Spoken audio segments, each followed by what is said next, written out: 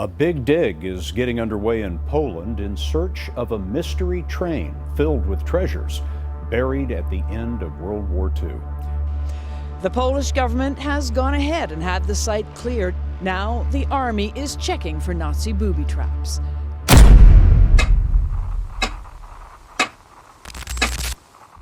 El final de la Segunda Guerra Mundial no dejó solo ruinas visibles.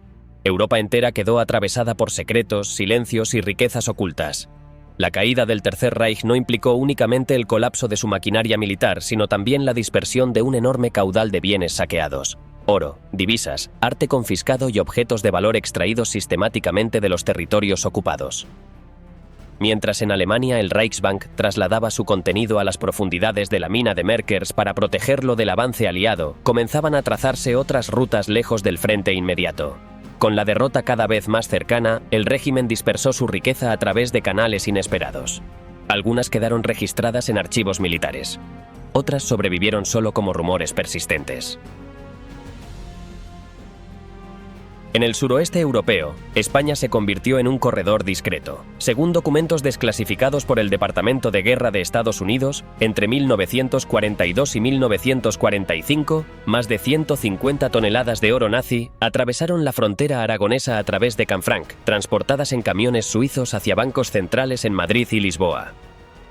Paralelamente, en los Países Bajos, una historia apenas conocida sobrevivió al paso del tiempo. En 1944, tras el bombardeo de una sucursal bancaria en Arnhem, soldados alemanes sustrajeron joyas, relojes y lingotes que fueron enterrados en las afueras del pueblo de Omeren, según documentos revelados décadas después. El hallazgo de un mapa marcado a mano reactivó años más tarde una búsqueda frenética. Durante días, aquel tranquilo paraje rural se vio invadido por buscadores armados con detectores de metales. Lo que parecía un eco olvidado de la guerra volvió a cobrar vida. Mientras tanto, al este, Polonia se convirtió en el escenario de una de las leyendas más persistentes del conflicto. La historia de un tren nazi que habría desaparecido en los túneles de Silesia con un cargamento de valor incalculable. Este documental realiza una investigación rigurosa sobre cómo se dispersó la riqueza del Tercer Reich y qué ocurrió con ella finalmente. El secreto mejor guardado de la banca nazi. La mañana del 3 de febrero de 1945, Berlín fue sacudida por uno de los bombardeos más devastadores de la guerra. Entre los múltiples objetivos alcanzados, uno de especial importancia fue el imponente edificio central del Reichsbank, la institución financiera más poderosa del Tercer Reich. Situado en el corazón de la capital, el banco estatal había resistido hasta entonces los embates del conflicto, pero aquel día recibió al menos una veintena de impactos directos. El edificio, comparable en tamaño a la antigua Cancillería, quedó parcialmente destruido. En su interior, más de 5.000 empleados se habían refugiado en los sótanos del banco. Cuando las bombas comenzaron a caer sobre la estructura, la oscuridad, el polvo y el estruendo provocaron escenas de pánico. Las luces se apagaron, los muros temblaban como si fueran de papel y los gritos de terror se mezclaban con el estrépito de los derrumbes. A pesar de la violencia del ataque, no hubo víctimas fatales. El presidente del banco, Walter Funk, recordaría más tarde que salir con vida de aquel refugio fue un acto de pura suerte. Tras el bombardeo, el edificio mostraba un aspecto fantasmal: paredes agrietadas, mobiliario destrozado y papeles humeantes entre los escombros. Pero lo más preocupante era que, aunque la estructura exterior había sido gravemente dañada, las cámaras acorazadas permanecían intactas. Dentro de ellas yacía una parte considerable de la fortuna del régimen nazi: lingotes de oro, divisas, metales preciosos, bonos y efectivo. La vulnerabilidad de ese tesoro encendió todas las alarmas entre los directivos del banco. Desde 1939, el Reichsbank había estado bajo control directo de Adolf Hitler. Aquel año, el economista Hjalmar Schacht fue destituido por sus desacuerdos con el rumbo económico del régimen y sustituido por Walter Funk, un hombre más complaciente pero sin conocimientos reales de banca.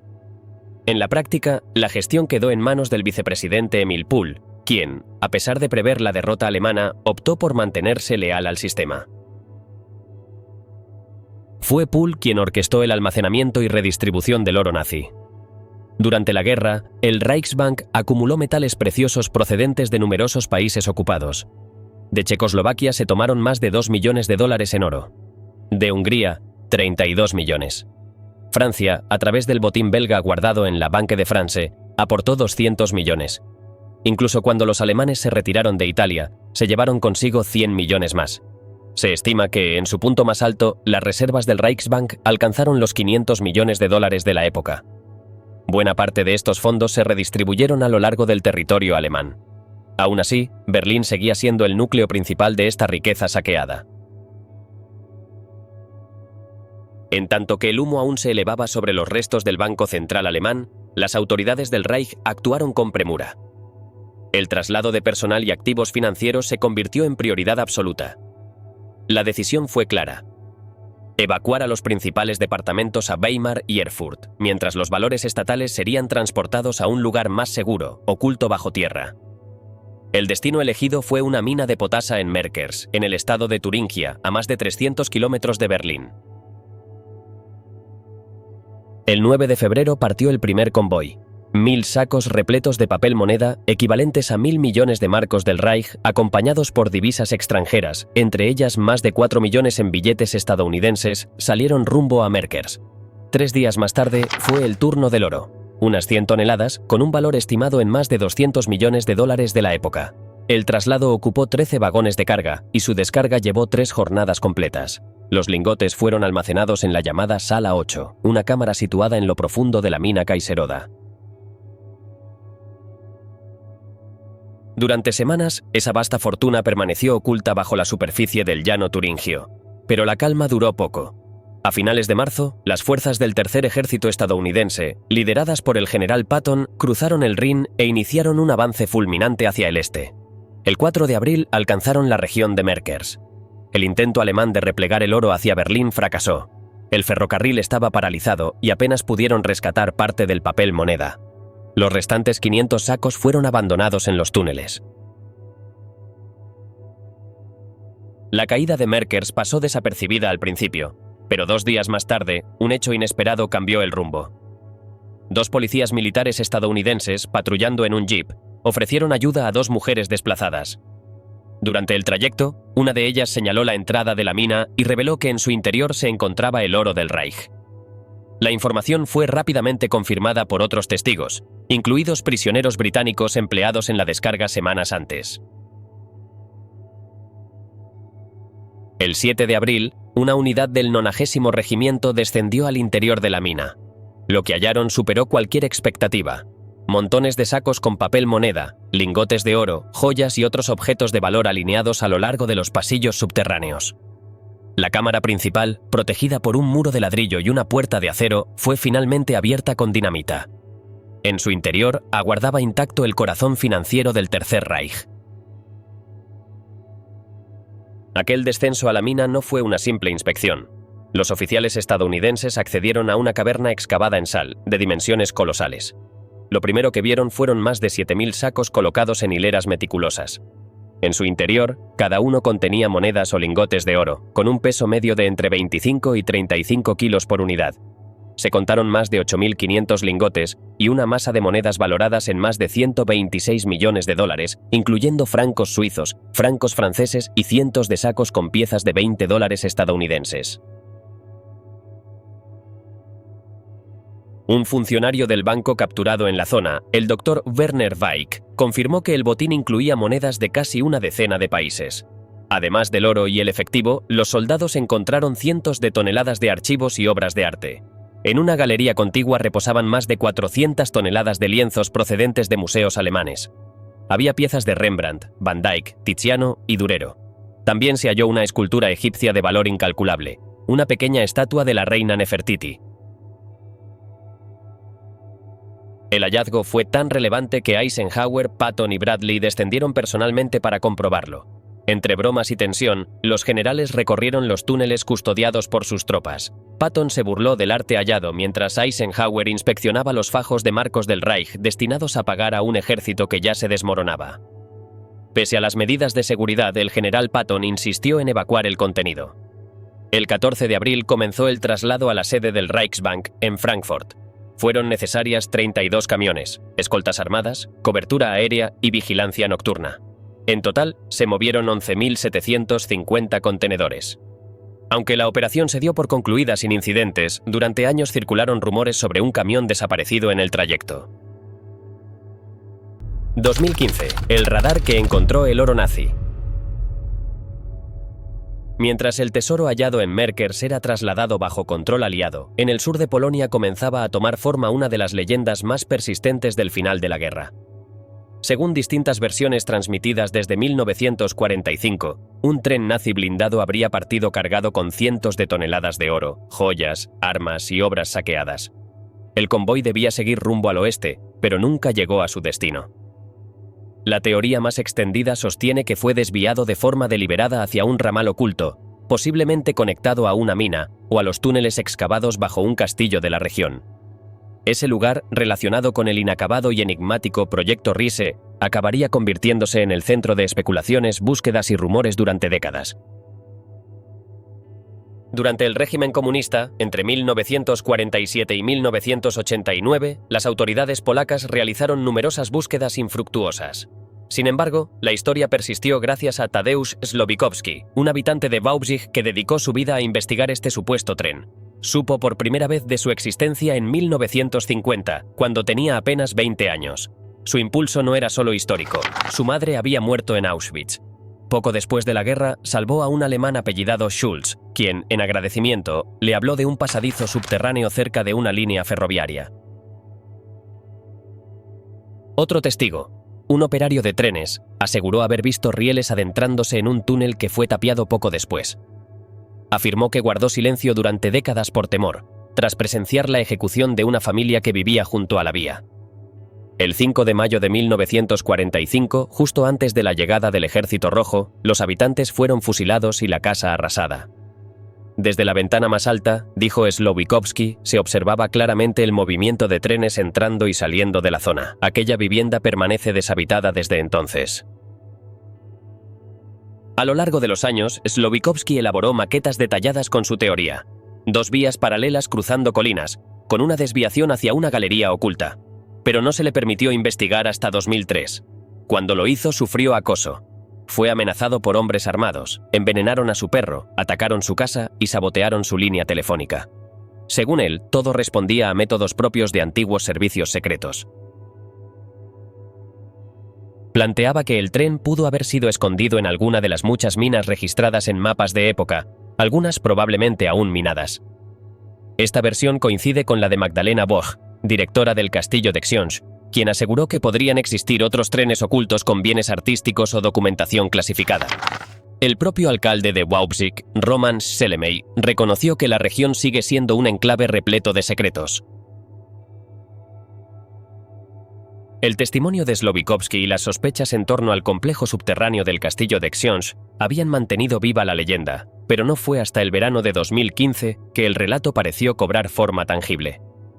El 20 de agosto, 2 investigadores independientes, el alemán Andreas Richter y el polaco Piotr Koper, aseguraron haber localizado el legendario tren del oro nazi utilizando radar de penetración terrestre. Según afirmaron, el convoy se encontraba oculto a unos 50 metros bajo tierra, en una zona montañosa de la Baja Silesia, donde el Tercer Reich desarrolló complejos subterráneos durante la guerra. El anuncio causó un impacto inmediato. Medios internacionales se volcaron con la historia, y por primera vez en décadas, las especulaciones locales tomaron fuerza institucional. Los descubridores comunicaron su hallazgo mediante un abogado y exigieron, desde el primer momento, una recompensa equivalente al 10% del valor del contenido si se confirmaba la existencia del tren. Para respaldar su declaración, publicaron en su página web una imagen del georradar KS-700. En la imagen se apreciaba una silueta alargada que, según ellos, correspondía a un tren blindado de entre 120 y 150 metros de longitud. Apenas unos días después, el viceministro de Cultura de Polonia en ese momento, Piotr Szuchowski, hizo una declaración contundente. Tras revisar los datos preliminares y recibir informes técnicos, aseguró estar convencido en un 99% de que efectivamente se había hallado el tren. No obstante, aclaró que no existía ninguna prueba concluyente de que estuviera cargado con oro, como dictaba la leyenda. La emoción, sin embargo, se desinfló con rapidez. Para mediados de diciembre, varios expertos del Instituto Técnico y Científico de la Universidad de Cracovia desmintieron la euforia inicial. En una rueda de prensa celebrada el 15 de ese mes, el profesor Janusz Madej resumió los resultados del análisis independiente. Podía haber una estructura subterránea, quizás un túnel, pero no había evidencia de la presencia de ningún tren. Pese al desmentido, el revuelo generado fue notable. Durante semanas, autoridades locales, prensa extranjera y curiosos se mantuvieron atentos a un hallazgo que, por un instante, pareció convertir un mito en hecho documentable. La expectativa generada por el supuesto hallazgo pronto desbordó cualquier previsión. La ciudad de Wałbrzych, antes conocida como Waldenburg, se convirtió en el epicentro de un inusitado movimiento de cazatesoros, curiosos y periodistas internacionales. Las autoridades locales no tardaron en organizar una comisión encargada de otorgar permisos de exploración en la zona. Incluso, los propios descubridores del presunto tren, Richter y Koper, anunciaron planes para fundar un museo dedicado al hallazgo.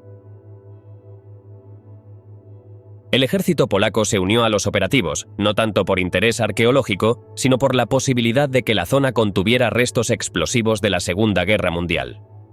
Sin embargo, a medida que avanzaban las excavaciones, las voces críticas comenzaron a hacerse notar. Wisław Nawrocki, investigador del Instituto de Optimización de Procesos de Cracovia, tachó la imagen del georradar publicada por los descubridores de montaje burdo. Por su parte, el historiador alemán Ingo Luss, del Instituto de Historia Contemporánea de Múnich, calificó la historia como una conjetura más. En declaraciones a la revista Stern, afirmó: «Solo me lo creeré cuando vea el tren con mis propios ojos». A pesar del escepticismo, había razones de peso para no descartar del todo la hipótesis. Durante décadas, en la región de Silesia circuló la versión de que, entre finales de 1944 y comienzos de 1945, las autoridades nacionalsocialistas habrían confiscado el oro de la ciudad de Breslau, hoy Wrocław, y lo habrían cargado, junto con joyas y documentos, en un tren blindado que nunca llegó a su destino. Con el avance soviético, y ante el colapso inminente del frente oriental, ese cargamento habría sido enviado hacia el oeste del Reich. Poco después, la guerra llegó a su fin, y los aliados asignaron Silesia a Polonia como compensación por las pérdidas territoriales en el este. Algunos sostenían que el convoy desapareció cerca del castillo de Książ, a escasos 3 kilómetros de Wałbrzych, como afirmaba Slowikowski. Otros apuntaban a las colinas cercanas a Piechowice, basándose en un documento visto por el empresario Posibirsky. El otro elemento que alimentaba la posibilidad de un tren oculto era el propio entorno. Las montañas del Búho albergan los restos del proyecto Riese, un sistema de túneles fortificados cuya finalidad nunca fue del todo aclarada. Se sabe que el Tercer Reich planeaba establecer allí un cuartel general subterráneo, fábricas militares y refugios estratégicos, con el castillo de Książ como eje del complejo.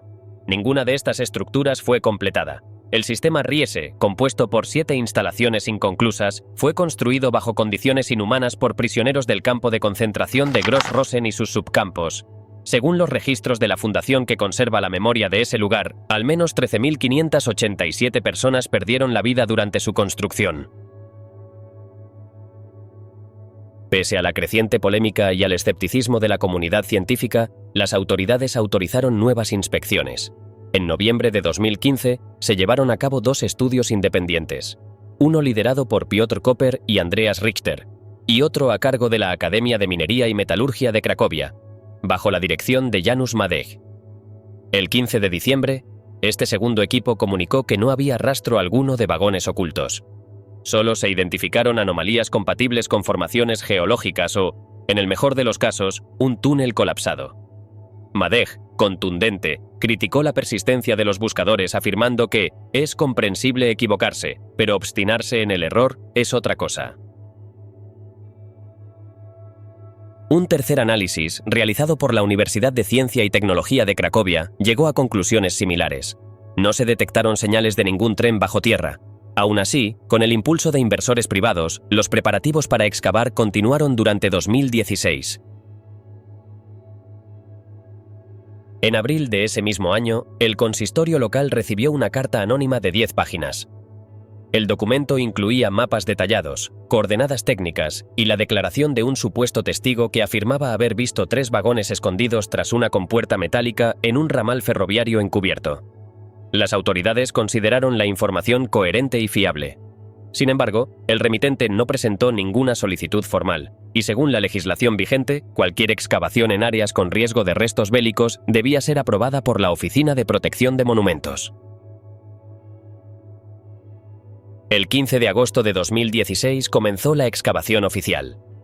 Participaron 64 profesionales, entre ellos geólogos, arqueólogos, químicos, ingenieros y expertos en explosivos. La operación tuvo un coste total de $131.000. 7 días después, se canceló. No se encontró ni convoy, ni infraestructura ferroviaria, ni evidencia de actividad humana. Cooper y Richter admitieron públicamente que la imagen de radar era en realidad una formación natural de hielo y roca. A pesar del fracaso, Wałbrzych experimentó un inesperado auge turístico. El número de visitantes se disparó un 44% y se calculó que la repercusión mediática supuso un beneficio publicitario valorado en más de $200 millones. Incluso se planteó dedicar una rotonda a los dos exploradores. Al finalizar 2016, Cooper y Richter anunciaron la creación de una fundación para financiar nuevas investigaciones. En junio de 2017, junto a una empresa geofísica de Varsovia, identificaron 7 cavidades subterráneas que podrían corresponder a túneles, con un presupuesto de 25.000 euros para realizar una perforación exploratoria. Aunque el sondeo se programó para 2018, Richter se desvinculó del proyecto ese mismo año. Cooper, en cambio, prosiguió. En enero de 2019, durante una obra en un palacio de Struga, descubrió frescos del siglo XVI ocultos tras una pared, un hallazgo relevante desde el punto de vista patrimonial, pero sin vínculo alguno con el enigmático tren del oro nazi. Tras el fracaso de las excavaciones formales en 2016 y la retirada de uno de los impulsores del proyecto, surgieron nuevas voces críticas. Una de ellas fue la de Igor Prelin, antiguo miembro de la inteligencia soviética. En una entrevista concedida al Daily Mail, aseguró no otorgar ninguna credibilidad a la hipótesis del tren nazi escondido en Silesia. Según su testimonio, tanto el Ejército Rojo como los servicios secretos de la URSS realizaron múltiples registros en esa zona entre 1945 y la caída del bloque comunista, sin encontrar rastros de ningún convoy enterrado. Sin embargo, Prelin introdujo una perspectiva más inquietante. Consideraba plausible que, si en efecto existía un tren oculto, su contenido no fueran lingotes ni objetos valiosos, sino restos humanos. En su opinión, los túneles subterráneos no habrían sido concebidos para almacenar riquezas, sino para facilitar el transporte clandestino de prisioneros durante el régimen nazi, especialmente hacia el campo de concentración de Gross-Rosen, situado a poca distancia. Mientras tanto, el proyecto Riese sigue siendo un terreno de incógnitas. El complejo, aún sin explorar en su totalidad, alimenta interpretaciones diversas. Algunos investigadores sostienen que parte del tren, o su supuesta carga, podría seguir bajo escombros. Otros, en cambio, consideran que la historia forma parte de un fenómeno cultural nacido del trauma de la guerra, la atracción por los secretos del Tercer Reich y la economía del mito. Independientemente de su veracidad, la leyenda dejó una marca visible en la región. Dio pie a producciones documentales, publicaciones, investigaciones académicas e incluso iniciativas turísticas. En Wałbrzych, el relato del tren ha generado empleo, ingresos y una identidad local construida sobre el misterio. La falta de evidencias definitivas no ha detenido a quienes aún mantienen viva la búsqueda. Si alguna vez se confirmara la existencia del convoy, el Estado polaco se convertiría en el titular legal de su contenido. No obstante, el Congreso Judío Mundial ha intervenido para recordar que, de hallarse oro, joyas o bienes de valor, es muy probable que provengan del expolio nazi contra ciudadanos judíos. En palabras de Robert Singer, su director general, sería imprescindible tomar todas las medidas necesarias para asegurar que dichos objetos sean restituidos a sus legítimos propietarios o descendientes. Canfranc en la red logística del Reich, una historia revelada tarde. En plena Segunda Guerra Mundial, la estación de tren de Canfranc, situada en el Pirineo aragonés, vivió sus años más intensos. Fue entre 1942 y 1943, cuando tras su reapertura luego del cierre por la Guerra Civil, este paso se convirtió en un eje clave del tráfico ferroviario entre España y el resto de Europa. La línea de Irún estaba bajo control alemán y la de Portbou se había cerrado temporalmente por unas inundaciones. Esto dejó a Canfranc como la única vía directa por la que España podía mantener intercambio con otros países durante esos años. Durante ese periodo, se movieron por esta estación más de 86 toneladas de oro, traídas desde Suiza. De esa cantidad, más de 12 se quedaron en territorio español, mientras que las otras 74 fueron enviadas a Portugal. El oro no viajaba siempre por tren. También llegaban camiones con matrícula suiza cuyos conductores descansaban en alojamientos cercanos, como el Hotel Marraco y el Hotel Ara, justo en la zona de los Arañones, donde estaba la estación internacional. Desde allí, los lingotes eran trasladados por carretera hacia Lisboa y desde la capital portuguesa, enviados de nuevo a Berna. Esta ruta fue usada para mover buena parte del oro que los nazis habían robado tanto a países ocupados como a víctimas de los campos de concentración.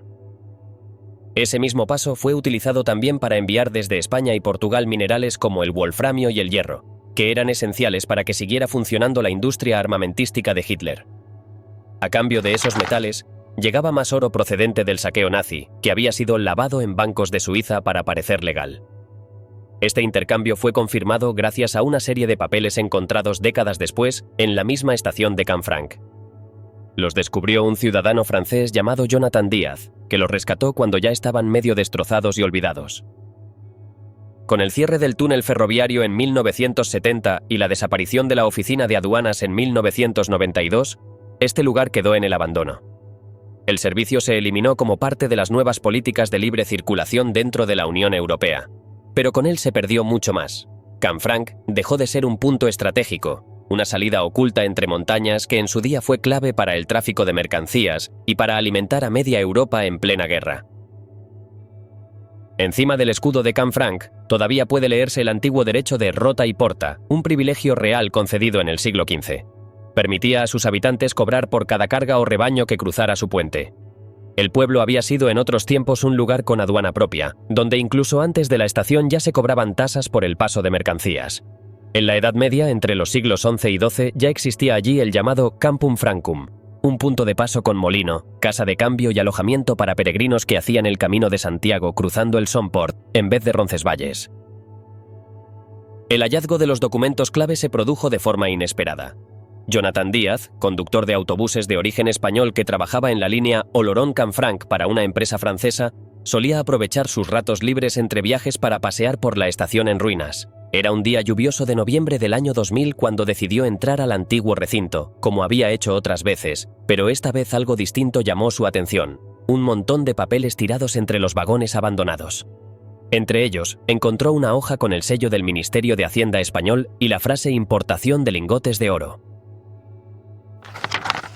Se llevó los folios a casa, algo húmedos y viejos, y al revisarlos vio que estaban relacionados con el paso de oro durante los años 40. Esa noche apenas pudo dormir. Pensó que, si los dejaba allí, la lluvia acabaría con ellos. A pesar del mal tiempo y del miedo a los controles policiales, decidió volver por más. Metió ropa gruesa, una linterna y bolsas de basura en su coche y se dirigió de nuevo a la estación por la noche. La estación estaba vacía, apenas se oía el viento y el río. Caminó por el subterráneo de acceso, con el ruido de sus pasos retumbando en los muros. No encendió la linterna hasta estar seguro de que nadie lo estaba viendo. Reunió todos los documentos que pudo, los metió en bolsas negras y decidió esconderlos cerca de la iglesia del pueblo, entre matorrales, para recogerlos con calma al día siguiente. Esa noche regresó a Olorón con la sensación de haber rescatado algo grande. Al día siguiente volvió temprano, recogió los sacos y los llevó a casa. Pasó horas secando, separando y limpiando los documentos que estaban deteriorados por el tiempo. Eran copias en papel fino de comunicaciones oficiales de la aduana de Canfranc con Madrid. Algunos estaban mordidos, otros rotos, muchos pegados entre sí. A pesar del estado, Jonathan logró reconstruir gran parte del contenido. Lo que estaba leyendo coincidía con lo que le habían contado algunos ancianos del pueblo. Años antes, trabajadores de la estación le habían dicho que movieron oro bajo la vigilancia de soldados alemanes, gendarmes franceses y guardias civiles, que lo transportaban desde la zona francesa de la estación a la parte española por un pasillo subterráneo y luego lo cargaban en camiones suizos. La escena le venía a la mente cada vez que pasaba por esas vías abandonadas. Ahora tenía en las manos las pruebas de que aquello fue real. Empezó a buscar información sobre el tráfico de oro durante la guerra. En Internet solo encontraba referencias a unos pocos camiones que pasaron por Hendaya o por la frontera suiza. Los archivos oficiales hablaban poco del tema. Decidió entonces preguntar a los vecinos de Canfranc, sobre todo a los más mayores, aunque no fue fácil. Muchos no querían hablar. Le tenían miedo al recuerdo. Algunos le preguntaban si contar lo que sabían les podía traer problemas. Jonathan notó que todavía había miedo en el ambiente, incluso después de tantos años. El franquismo había dejado una huella fuerte en esa zona. Canfranc, durante la posguerra, era visto como un lugar privilegiado, lleno de actividad, donde llegaban mercancías que no se veían en el resto del país. Era una isla dentro de una España empobrecida por las cartillas de racionamiento. El silencio sobre lo que pasó allí no era casual. Poco a poco, algunos vecinos mayores de Canfranc se fueron abriendo. Jonathan logró que le contaran más detalles sobre el paso del oro y cómo era la vida en la estación durante los años de guerra. Algunos le aseguraron que todavía quedaban documentos guardados en casas particulares, pero que nadie quería sacarlos. Otros le contaron que lo que él había encontrado solo era una parte de todo lo que pasó por allí, y que muchas otras cosas se habían perdido o escondido a propósito. La vigilancia en el pueblo durante la posguerra era muy fuerte. Solo se podía vivir allí con permiso especial. La policía exigía avales de personas de confianza y controlaba a todo el que se movía por la zona. Canfranc estaba dentro del área de seguridad del régimen franquista. Para visitar la estación, incluso por unos días, había que tramitar un salvoconducto. El control era total, como si se tratara de una zona militar. Uno de los papeles encontrados por Jonathan detallaba que la policía debía identificar en menos de 8 días a cualquier persona que viviera en Los Arañones y que no estuviera allí desde el 18 de julio de 1936. Si no era funcionario del Estado o no podía demostrar su empleo, debía ser expulsado. Así se aseguraban de que solo gente leal al régimen pudiera estar en un lugar donde pasaban tantas mercancías valiosas. Con el tiempo, el hallazgo de Jonathan salió a la luz.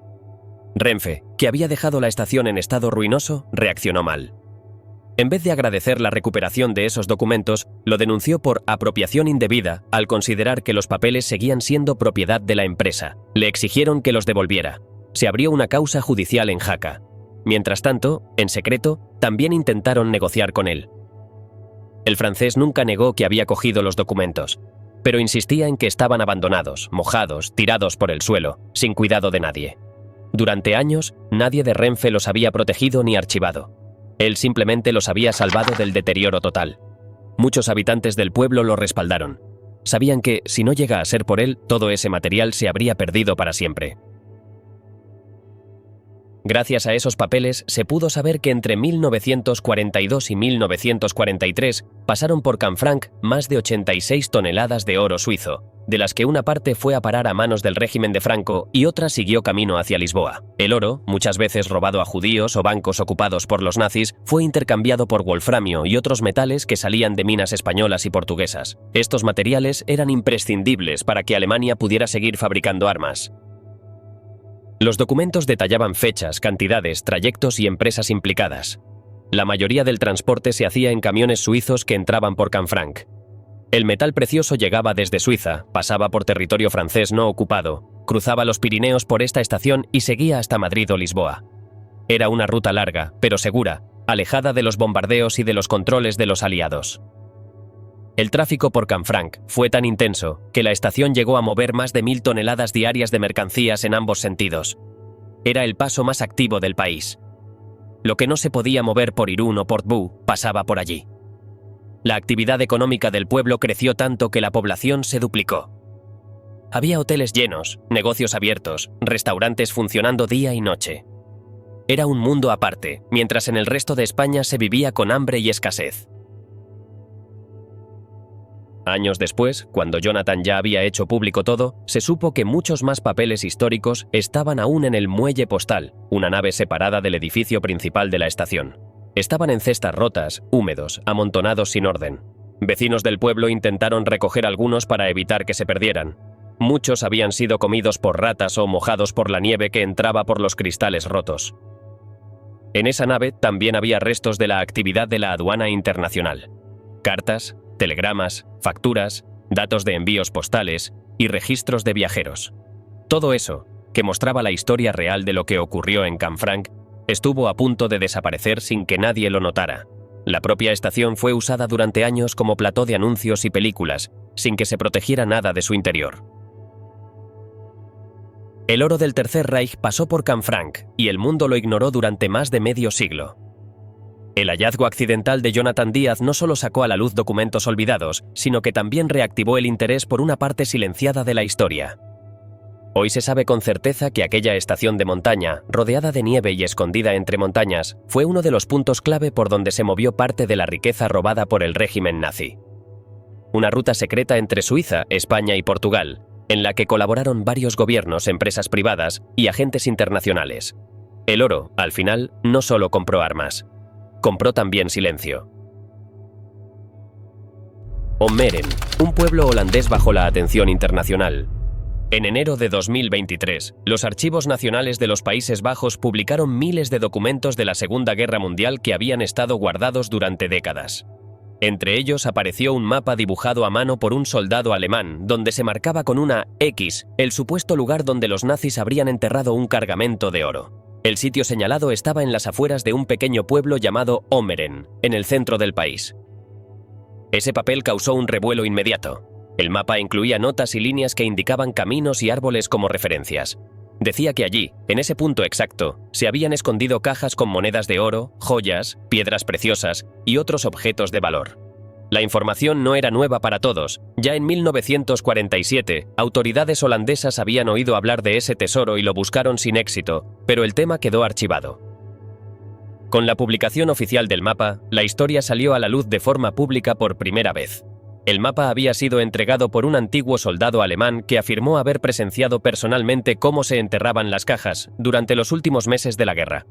Aseguró que el oro venía de una oficina de un banco o caja de ahorros en Arnhem, y que lo escondieron por orden de oficiales nazis antes de que los aliados llegaran.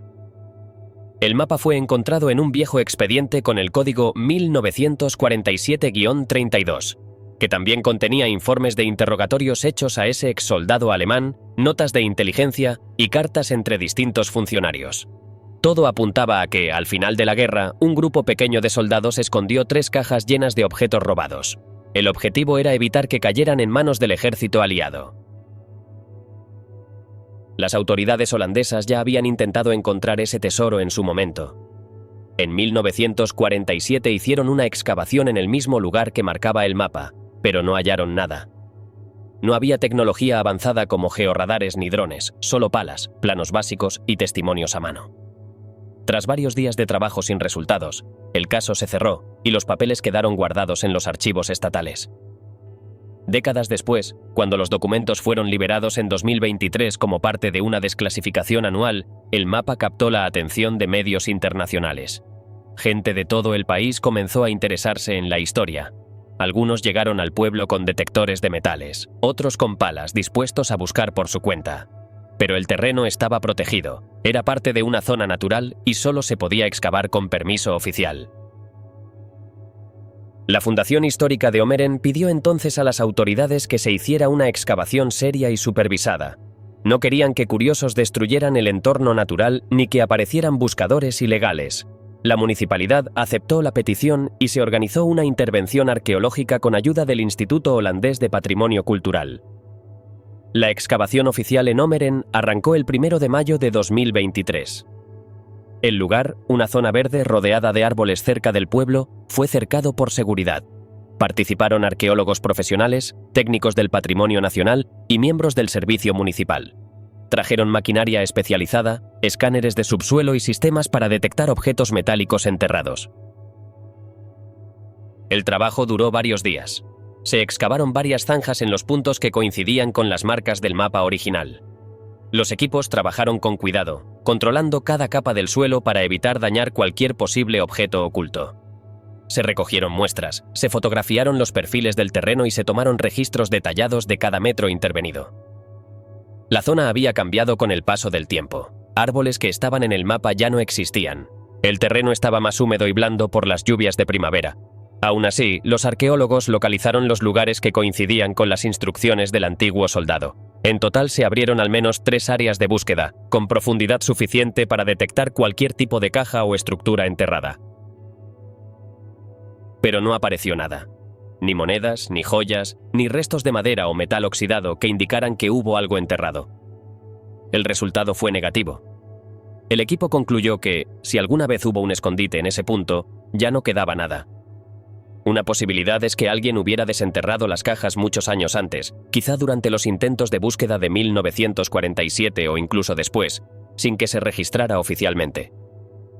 Otra opción es que el mapa estuviera equivocado o que el testimonio del soldado no fuera del todo preciso. Podría haber exagerado lo que vio o recordado mal el sitio exacto después de tantos años. También es posible que los objetos no se enterraran nunca, o que se movieran a otro lugar tras la guerra. No hay manera de saberlo con certeza. A pesar de no encontrar el tesoro, las autoridades dieron por válida la investigación. La excavación fue llevada a cabo con todos los permisos y procedimientos oficiales. No se hallaron objetos históricos, pero se consideró un caso cerrado desde el punto de vista arqueológico. El mapa seguirá formando parte del archivo público y podrá consultarse por cualquier persona interesada. Durante los días que duró la búsqueda, decenas de periodistas visitaron Ómeren. Se colocaron vallas para mantener alejadas a las cámaras. Algunos vecinos aprovecharon para contar lo que sabían y otros evitaron hablar del tema.